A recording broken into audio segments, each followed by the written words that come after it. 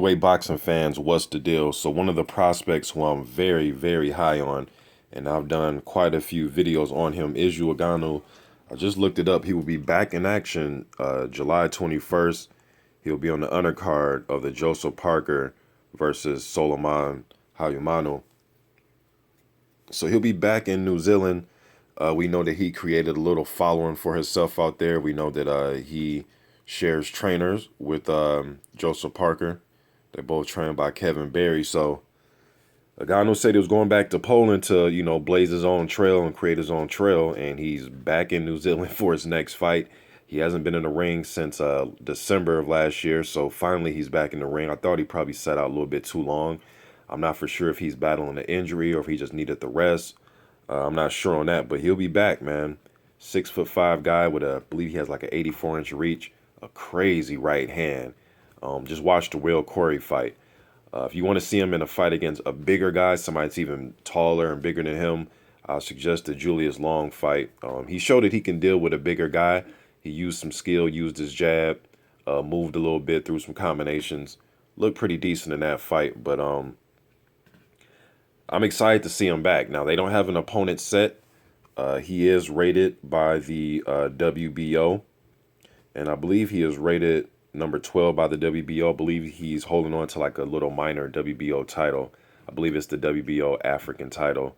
I believe that's the title he has. But I know he has a minor title, but after this fight, man, I really want to see him step up, because if you look at that WBO, pretty much all of those guys have fought at least another up-and-coming prospect or a former contender. Pretty much everybody in that top 15.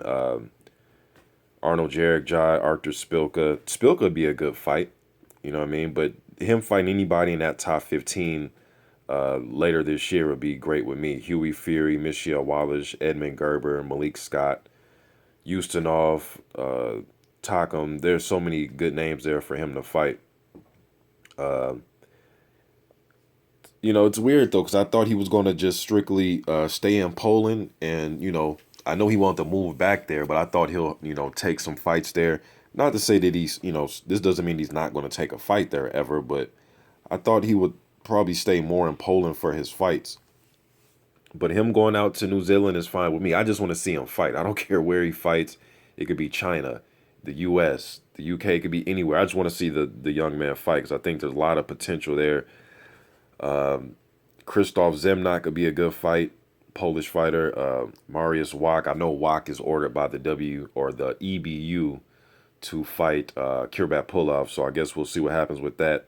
Andrei Wawrzyk, that'd be a good fight. I don't know if they want to move him up yet to fight those type of guys, but I would definitely love to see him in one of those type of fights. But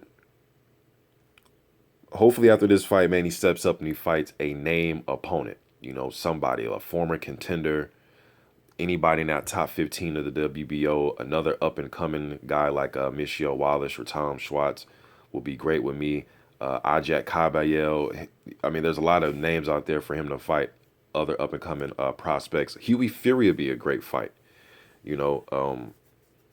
Just getting it out there, though, he would be on the undercard of Joseph Parker, Haumono.